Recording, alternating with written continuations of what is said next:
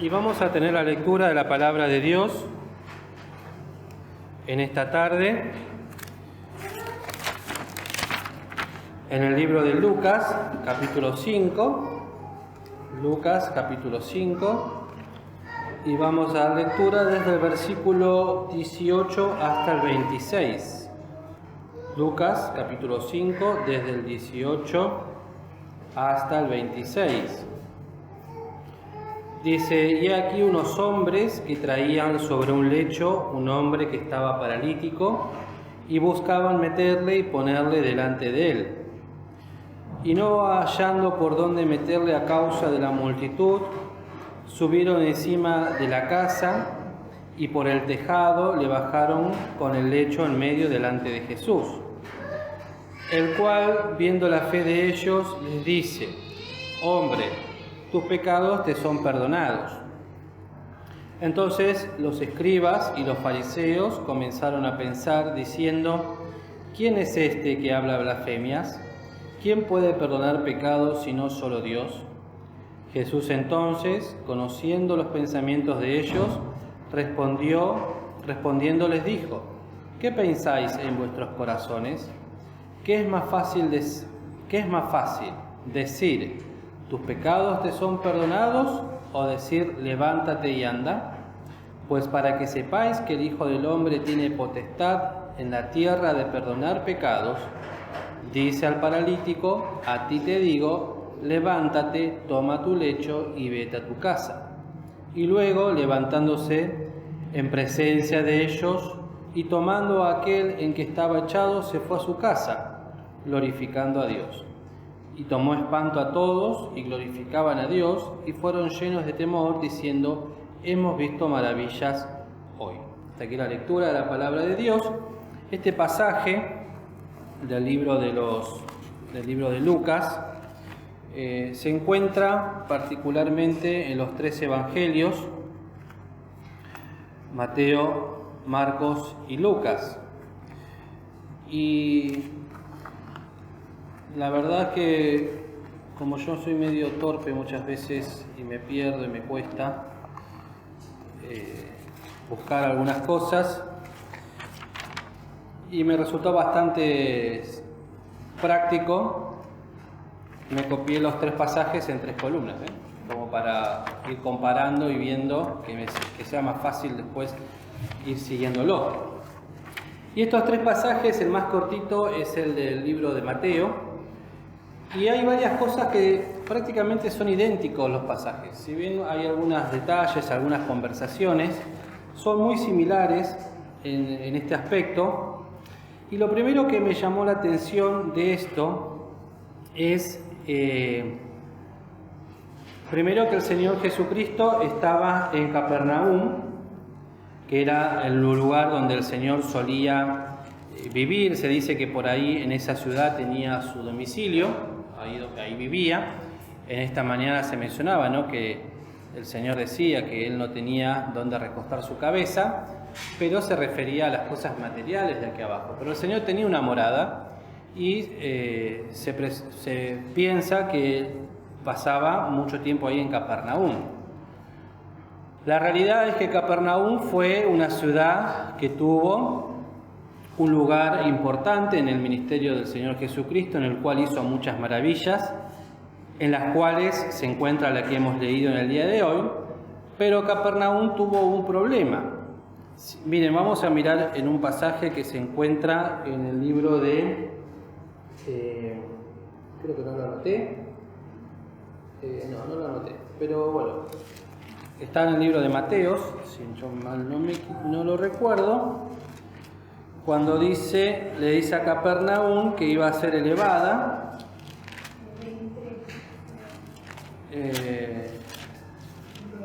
11, ¿no? 23. A ver. Ahí sí. Y tú, Capernaum, que eres levantada hasta los cielos, San Mateo, capítulo 11, 23.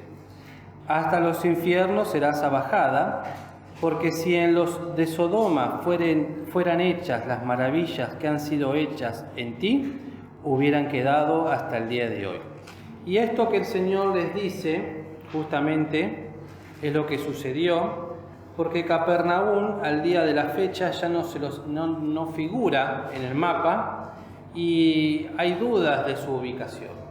Quiere decir que Capernaum, si bien fue testigo de muchas maravillas del Señor y fue levantada en el sentido que tuvo la bendición de ver y de mirar y de conocer al Hijo de Dios, con el tiempo fue destruida y desapareció podemos decir así, de la faz de la tierra, ya que se han encontrado restos, pero no se está seguro si pertenece o no pertenece a esta ciudad.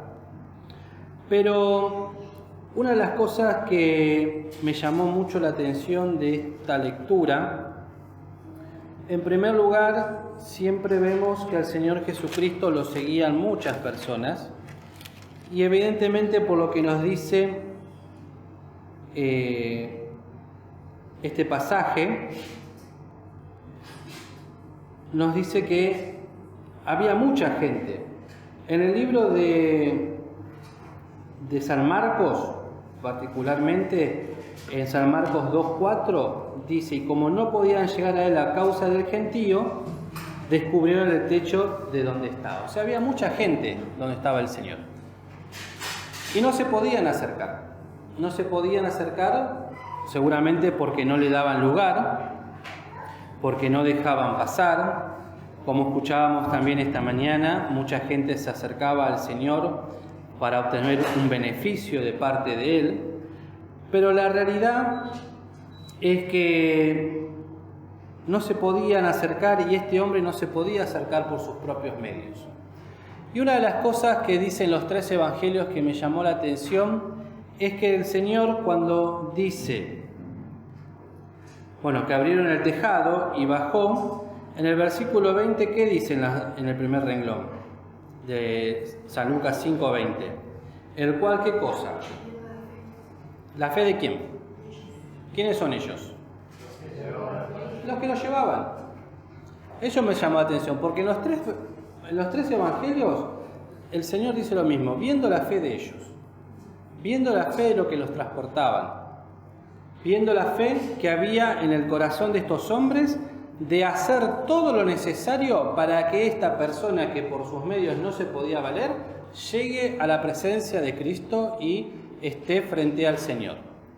Lo tuvieron, no se dice cuántas personas, yo supongo que mínimo, si era un lecho y había que llevarlo, estimo, no lo dice, pero estimo que mínimo habrían sido entre 3 o 4 supongo, porque aparte había que subirlo, bajarlo, 4 personas, más el paralítico, ¿no? Y una de las cosas que me llamó la atención de este pasaje es el amor fraternal, el amor que estas personas que si bien no fueron mencionadas por nombre, el paralítico tampoco, pero fueron figuras importantes en este pasaje por cuanto se ocuparon de que esta persona llegue a la presencia de Cristo. Y una de las cosas que busqué también es qué significa en la palabra de Dios o qué figura tiene un paralítico.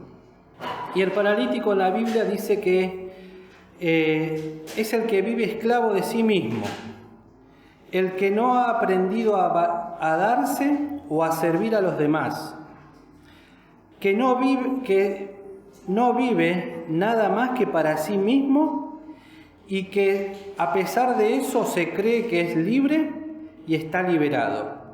No es más que un pobre esclavo de su propio pecado. Esa es la figura que la palabra de Dios le da al paralítico. Y en esta figura también, que esto no es una parábola, sino que es una historia verídica, pensaba en el amor de estas personas en ocuparse con ímpetu de llevar a esta persona incapacitada, de llegarse por sus medios a Cristo, de ocuparse, de llevarlo, de intentar, de subir a un tejado, descubrir el techo y bajarlo, tal vez mirando, conociendo la casa, en qué punto del techo tendrían que bajarlo justo para que caiga en su presencia, para poder hacerlo con cuidado también. Y pensaba en mi experiencia personal, primero poniéndome en la situación de un paralítico, en el cual uno no puede decir, yo por lo menos no puedo decir que no vivo muchas veces esclavo de mis propios pecados y de mis añoranzas o deseos, y que tengo que aprender también a servir a los demás y a darme también para mis hermanos, sino pensaba también en el ímpetu que le pongo en la oración, en aquellos que están incapacitados por sus pecados también de allegarse a Cristo. Lo pensaba en mi experiencia personal de cómo oro al Señor con intensidad para poder hacer esto que estos hombres hicieron por el paralítico, que no es otra cosa que interceder por él, ocupándose de en gran manera y con gran esfuerzo de que este hombre llegue a la presencia de Cristo. Entonces yo me ponía y pensaba esta semana cuán falto de amor fraternal, porque estos hombres se pusieron a cargo de este hombre. Se pusieron la responsabilidad de trasladarlo, de procurar su seguridad, que no se caiga del techo, por ejemplo, de procurar de poder llevarlo, traerlo, tal vez convencerlo de esto. Y pensaba, ¿cómo estoy yo con la oración? Porque obviamente hoy por hoy uno no va a descubrir el techo del templo para bajar un paralítico, pero sí tenemos muchos hermanos entre nosotros que, como siempre escuchamos, no nos acompañan por distintas rebeldías, pecados, situaciones en sus vidas. Como escuchábamos esta mañana con la parábola del sembrador, aquellos a los cuales les ha salido el sol y las pruebas de esta vida hacen que no se puedan que no quieran venir a la casa del Señor, donde tienen luchas, y que podemos decir están presos de sus propios pecados. Bueno, ¿cómo estoy yo en este amor fraternal, en esta oración con ánimo, haciendo oración impetuosa delante del Señor, poniéndome como responsable, no de los pecados de los hermanos, porque cada uno tiene que dar delante de Dios cuenta de sí, pero sí como una responsabilidad propia? Decir, bueno, si este hermano hace tantos años que no viene o no está haciendo tal y cual cosa, ¿por qué? Tal vez me olvidé de él, no están mis oraciones, y si yo no oro por este hermano es porque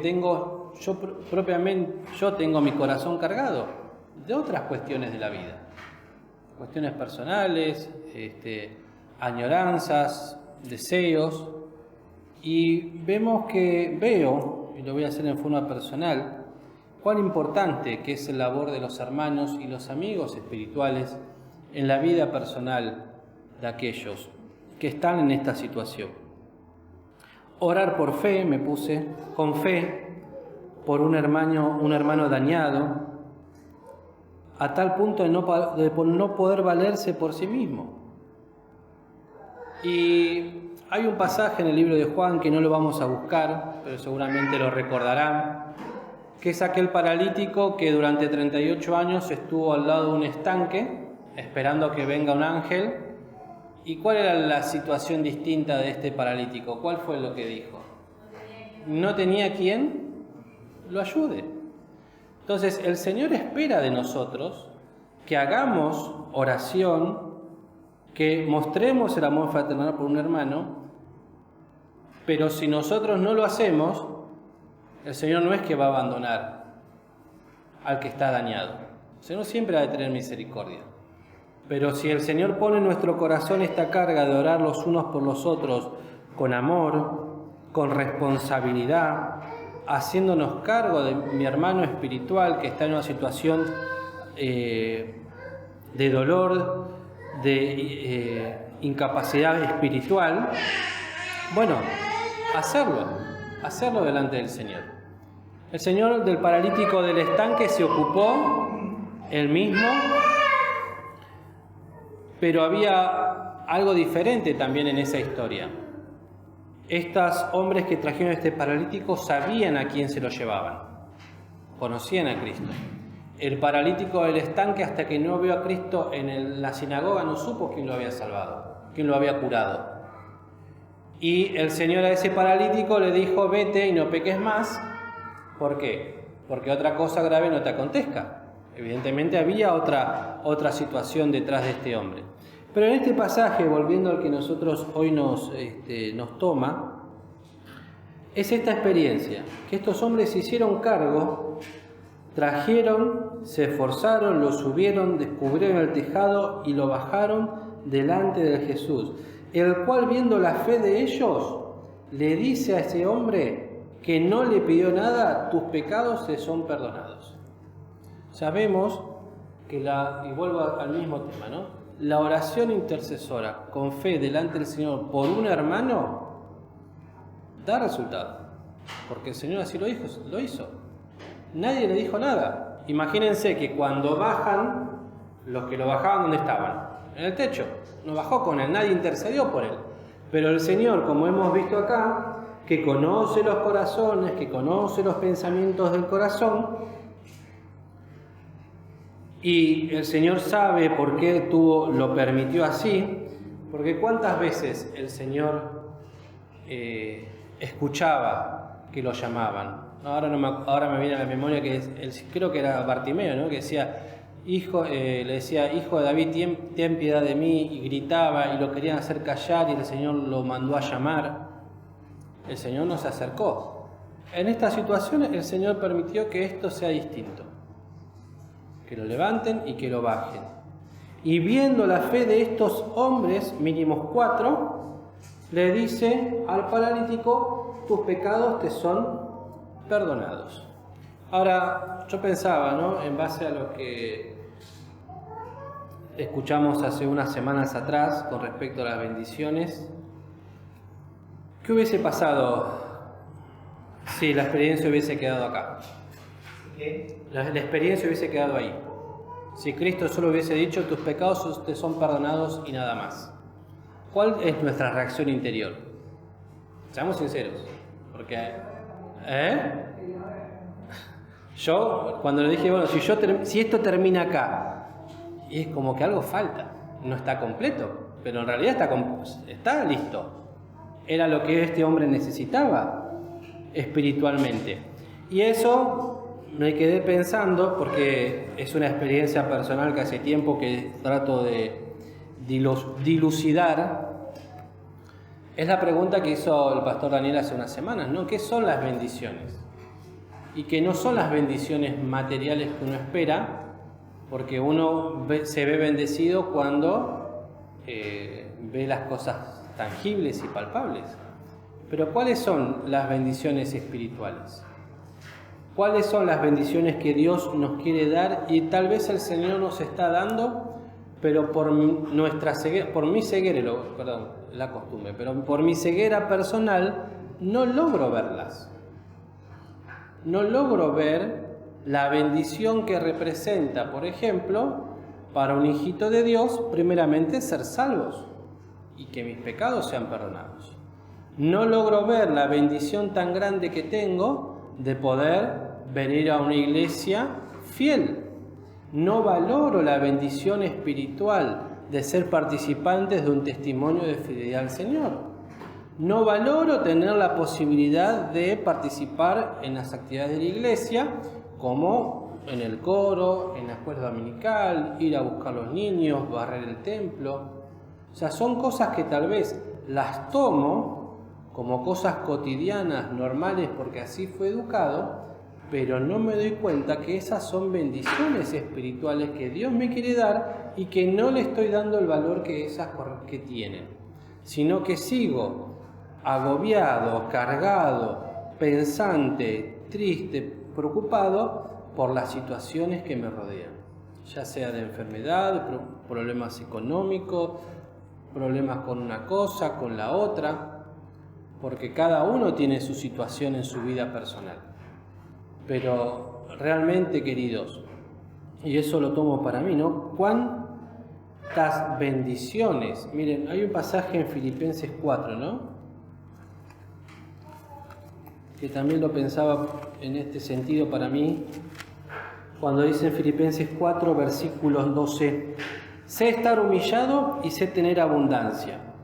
En todo y por todo estoy enseñado, así para hartura como para hambre, así para tener abundancia como para padecer necesidad. Y lo que me llamaba esto es, sé tener, así para hartura. O sea, Pablo sabía tener pobreza y riqueza. A veces pensamos que cuando tengamos riquezas o estemos bien económicamente vamos a estar bien, pero hay que tener sabiduría del Señor también para manejar esta situación. Como decía David, ¿no? Que no siendo que tenga en abundancia, se olvide del Señor, y siendo pobre, ¿qué cosa? Robe. Sino que le pedía a Dios lo que era menester, lo que necesitaba.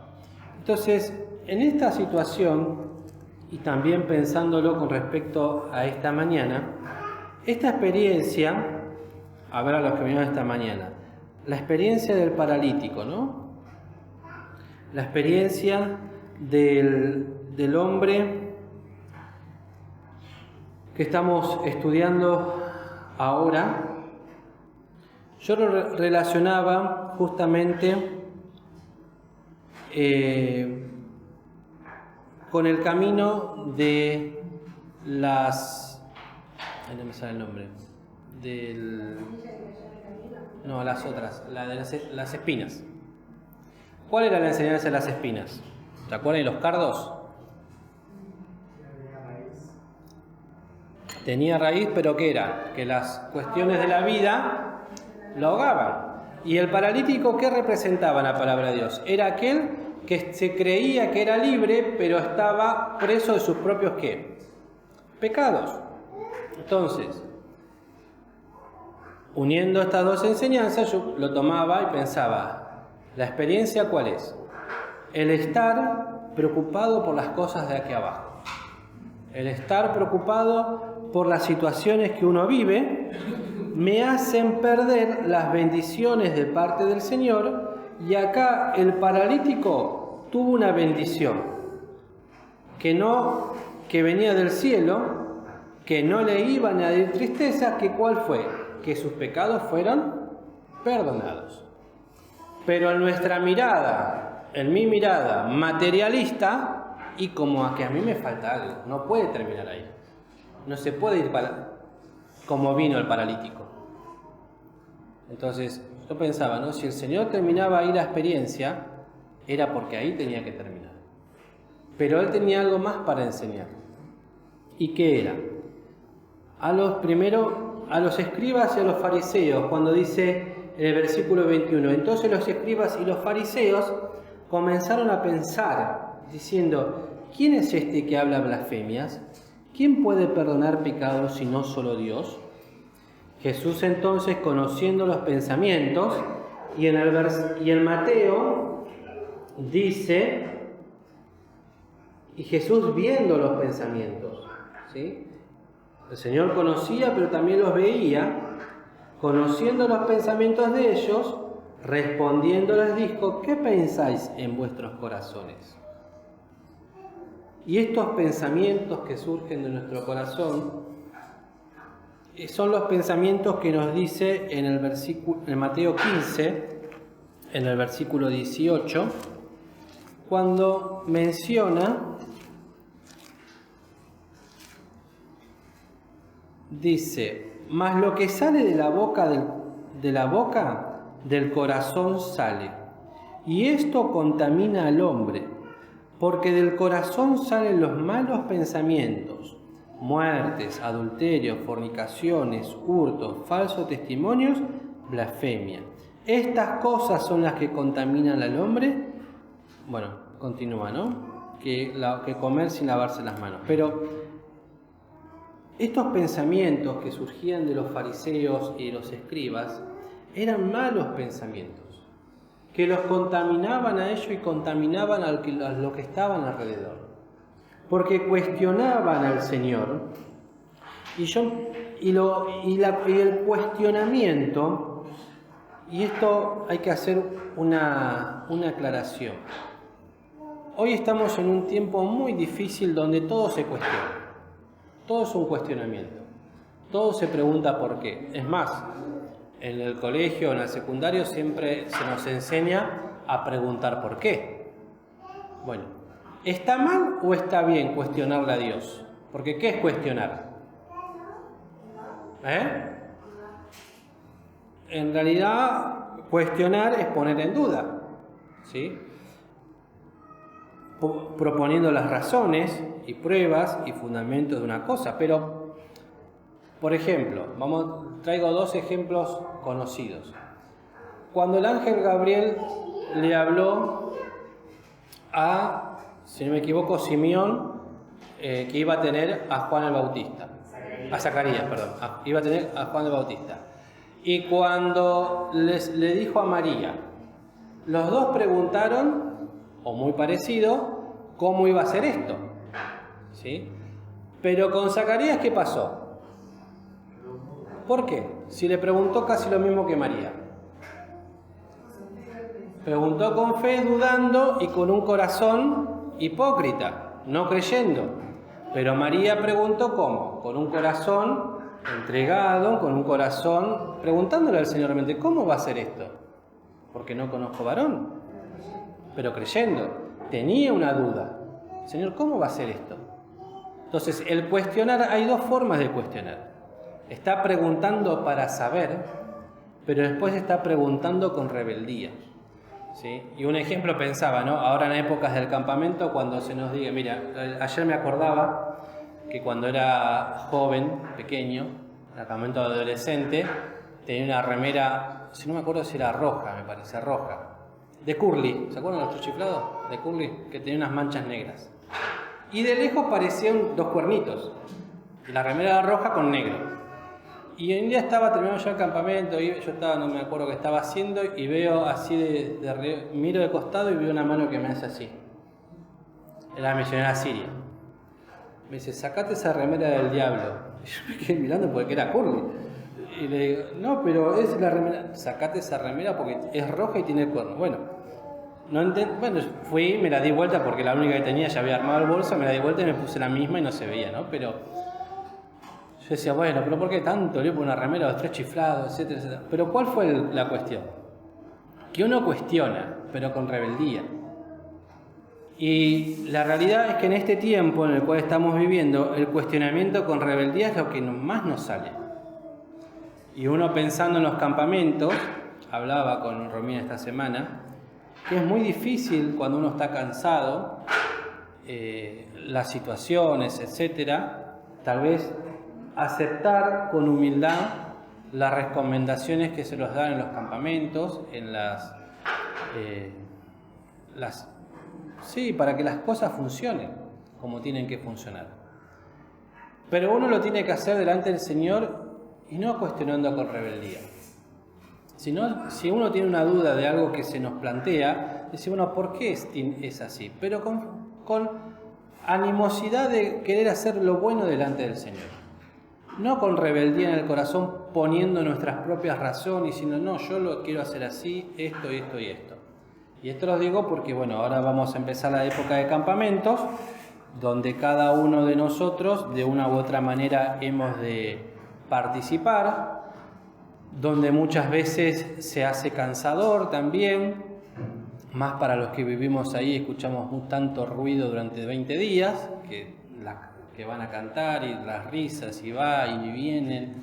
Y bueno, uno lo tiene que hacer delante del Señor, no cuestionando las cosas en el mal sentido, sino como quien quiere agradar al Señor y saber y conocer, pero para poder obrar conforme a la voluntad de nuestro Dios. Entonces, cuando tengamos algo que cuestionar, bueno, preguntémonos, ¿es para edificación o va a ser para pelea? ¿Es para plantar mi propio orgullo o es para realmente aprender y tratar de hacer las cosas como el Señor quiere? Y el Señor conocía los pensamientos de estos hombres Y hay algo que me llamó mucho la atención y realmente tuve que pedirle perdón al Señor, porque el Señor les hace una pregunta a los fariseos. ¿Qué es más fácil decir? ¿Tus pecados te son perdonados? O decir, levántate y anda. ¿Ustedes qué opinan? Pero yo lo pensaba, ¿no? Una pregunta que el Señor me hace a mí. Decir, bueno, ¿qué es más fácil, Marco, para vos? ¿Esto o lo otro? Y para mí, lo primero que tengo que decir es que las dos cosas son imposibles. Tanto sanar a alguien y menos perdonar pecados. Pero lo tomaba en este sentido, como algo que es tan imposible para el hombre como sanar, con solo decirle levántate y anda. Y le pedía perdón al Señor por cómo yo menosprecio el pedirle perdón a Dios por mis pecados. Porque lo tengo como una muletilla. Señor, perdóname por mis pecados. Y no me doy cuenta lo costoso que es. Y para nosotros, para el Señor es fácil. Pero en realidad no es fácil, porque le costó la vida. Dios puede perdonar los pecados por la obra de Cristo.